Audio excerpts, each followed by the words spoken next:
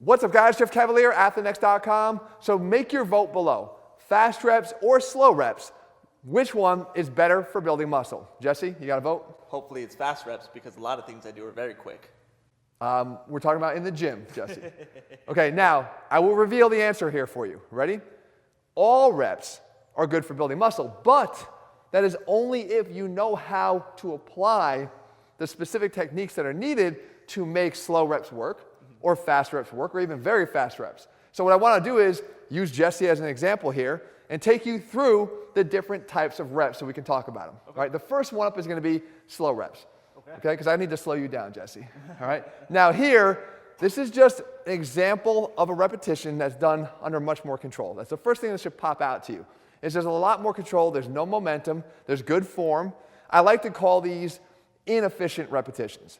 And I mean inefficient because as a trainer of athletes, I usually want them to utilize all the muscles that like to work together to perform a job and become a more efficient moving machine. But when you're trying to create muscle hypertrophy and growth, being inefficient in forcing the lats to do this entire motion here is going to help to overload the lats and make them grow. Now, if you want to make them grow even better when you do slow reps, you'd want to employ a type of technique here that we call trap sets that actually is taken right from my brand new Warrior program available over at ATHLEAN-X.com.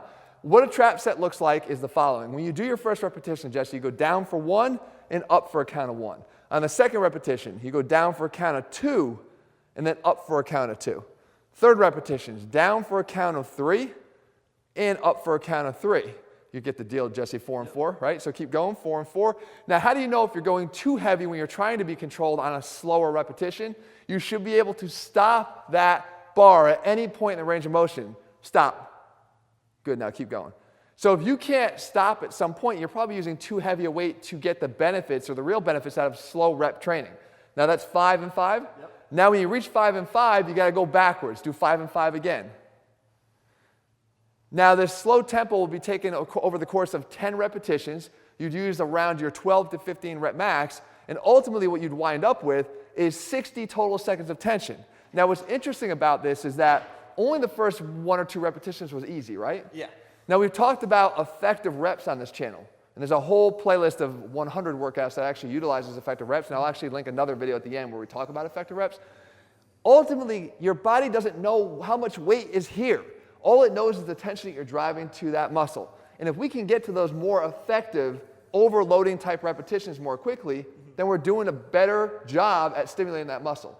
So what the best way to do that with is when you're doing slow repetitions is to use this type of cadence where we increasingly slow down the repetitions so that by the 3rd or 4th rep, they're already feeling productive. Oh, they were definitely feeling productive. Right, they're already feeling difficult and challenging. And so being able to incur more time under tension with an inefficient exercise that's really driving the tension through the lats is a great way to do that. So that's how I would attack the slow motion repetitions. Now, if I wanted to grow from fast repetitions, here I'm allowing a lot more body English and movement. Okay. But let me show you why you want to make sure that you got to draw the line. You can do it. You can do it. Okay. So go ahead and increase the weight. Now, I'm a big fan of utilizing momentum and some momentum on the exercises that you're doing to make the muscles work harder. But when you get in this position, get down. Now, I want you to just simply lean your body back all the way. Just leaning back like that. Now, what you see is I pulled the bar down to a certain degree with no work being done, right? Maybe for your low back, but that's it. Now, keep your hands here and bend your body back up to the bar. Okay, now you're almost in a lat pull down position, but you did no work to get here. None. Okay, go back up to the top. See, at some point, if you just start throwing your body all over the place when you do faster, more powerful repetitions, you're just going to let body positioning lift the weight for you and not the actual muscles. Right. So we have to draw the line somewhere. If you do a lat pull down, you can explosively start pulling. Go ahead. But you have to draw a line, and most importantly, I'll show you in a second, get it going, cool, draw the line by locking in place. Lean back, boom, lock in place. This is the key though. This part of the lift, the eccentric raising of that bar back up to the top under control. This is the part of the lift that we know we incur the most stretch. This is the part where we know we force the muscle to do more work. This is the part of the lift that actually is stronger than the concentric, so we could do more repetitions this way. So even if we cheat our way through the concentric, we've got more room to grow here. So if you're going to do these fast, explosive repetitions, somewhere along the line, you got to make sure that you're not just bastardizing the exercise so bad that it's becoming just a body moving through space exercise. It still has to be the muscles that are driving this. Right. Albeit more efficiently because you get some help from some of the other muscles. Okay. All right, so that's number 2. Now let's say you're like my friend C.T. Fletcher, who I love to death. And I've seen so many workouts of C.T. and the guys, and they do the repetitions a little bit differently, right? Go demonstrate what you see when C.T. and those guys do the repetitions. Guys that built amazing bodies over the years by doing tons of repetitions that look like this. Right? Kind of stuck in this sort of mid-range area with a lot faster repetition in the middle here.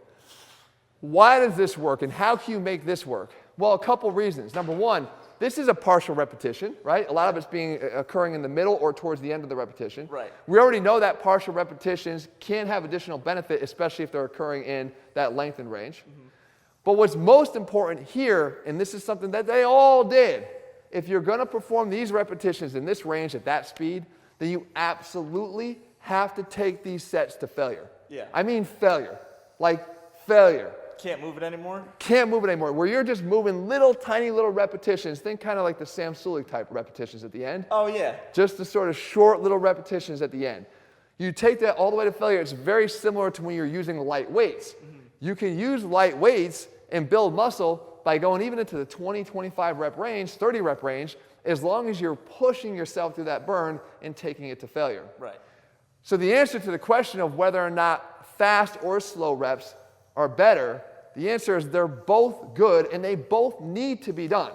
As a matter of fact, I mentioned that Warrior program. We have fast and slow reps being done together in the same workouts and throughout the same phases of training because we know that both of them are necessary. Control and aggression, right? The ability to do both is what ultimately leads you to a more athletic, highly performing body than just being able to be one-dimensional in terms of being a bodybuilder. Right. And all of these will work, again, if you know how to do them, and now with this video, hopefully you do. If you're looking for that program, guys, you can find it over at ATHLEAN-X.com.